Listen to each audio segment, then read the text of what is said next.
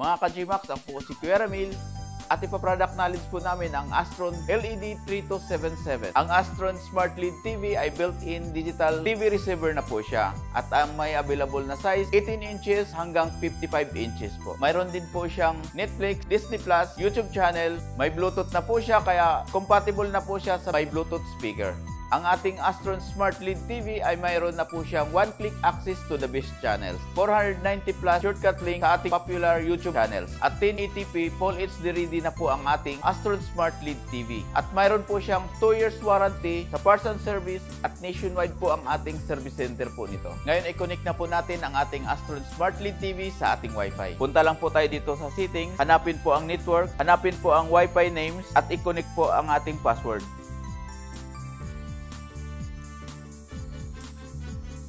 At pag na-enter nyo na po ang password ng ating Wi-Fi, makikita nyo na po na connected na po ang ating Astron Smart LED TV. At ngayon connected na po tayo sa ating Wi-Fi ay pwede na po nating gamitin ang YouTube. Down nyo lang po yung sa remote. At pag dinown nyo pa po sa baba, makikita nyo na po ang 490 plus shortcut link ng ating YouTube. Tulad ng online learning channels, favorite local channel, local network, local news, at marami pa pong iba. Subukan po nating mag-play ng kahit isa.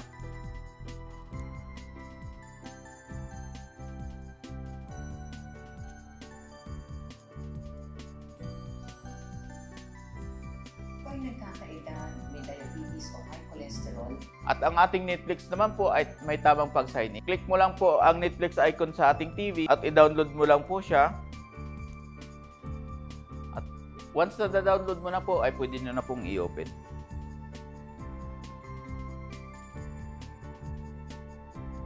Kung mapapansin nyo po sa ating Netflix, mayroon po nakalagay dito na sign in, mayroon din po dito sa taas. Ang tamang pag-sign in po ng Netflix ay dito po sa pinakataas. Para maka-access po kayo dun sa pinakataas, pindutin nyo lang po ang cursor. Unang pindot po, lalabas po ang ating arrow. Pangalawang pindot, lalabas po ang pointer o arrow po. Kaya ito po ang gagamitin mo para mapuntahan mo po itong sign in sa taas. Tapos, enter nyo na po ang inyong Netflix account.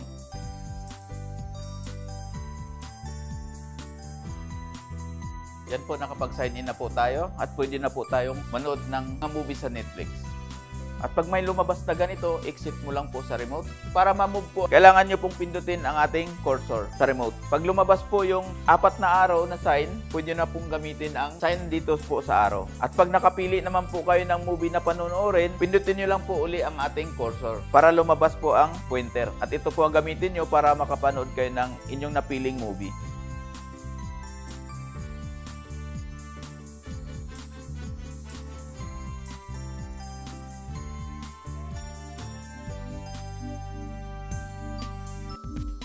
Ngayon, nagagamit na po natin ang Netflix. Ituturo ko naman po sa inyo kung paano po mag-download. Katulad nung Disney Plus. Punta po kayo dito sa apps. Enter mo lang po siya. Tapos punta kayo dito sa Play Store. At pag napunta na po kayo dito sa Play Store, kailangan nyo pong mag-sign in. At pag nakumpleto nyo na po ang inyong Google account, ay pwede na po tayo mag-sign in.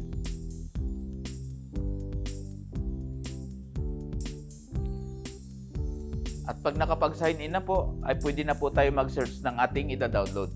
Punta lang po tayo dito sa search at hanapin po gusto nating i-download. Katulad ng Disney Plus. Install mo lang po siya. At pag na-install nyo na po siya, ay pwede nyo na pong panoorin doon sa favorite apps. Exit nyo lang po siya.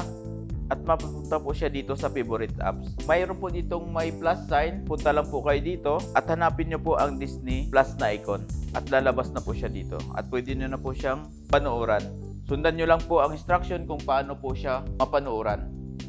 Bukod po doon ay mayroon po silang dinagdag na features katulad ng apps ng remote. Dahil karamihan po sa ating mga Astrong nanay ay nahihirapan po silang maghanap ng remote pag nasira po ang free na remote ni Astron. Kaya ginawa po ni Astron ay nagdagdag po sila ng features na apps na remote. Pwede nyo po siyang i-download sa ating mga Android phones. Makikita nyo po ang features na remote dito po sa ating apps na icon. Puntahan nyo lang po ang ating apps na icon at hanapin po ang remote na icon. At i-okay mo lang po siya. At pag lumabas na po ang QR code, pindutin nyo lang po ang QR code sa ating cellphone at itapat mo lang po siya. At pag nakuha nyo na po ng QR code, pindutin nyo lang po ang link dito sa taas ng inyong cellphone. At lalabas po ang download. Download mo lang siya, sundan mo lang po ang instruction dito sa inyong cellphone. Kailangan po, parehas po ang signal lang inyong wifi dito sa inyong cellphone at ang inyong TV para mag-connect po siya. Tapos, pindutin nyo po ang search device pag na-download nyo na po ang remote apps dito sa inyong cellphone. At lalabas po ang QR code name ng ating TV. Pindutin nyo lang po dito sa inyong cellphone para mag-pair po siya. At pag na-pair na po siya, pwede nyo na pong gamitin ang inyong cellphone bilang isang remote. Pwede nyo na po siyang magamit. Makikita nyo po sa inyong screen, nandito po lahat.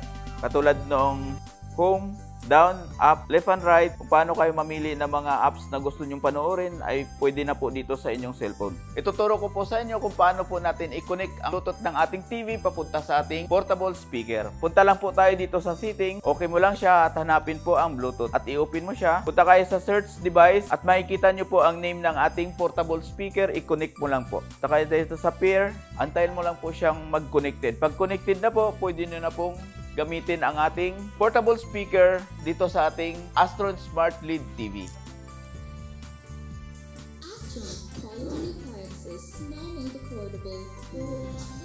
Ayan po, ang sounds po ng ating TV ay nandito na po sa ating portable speaker.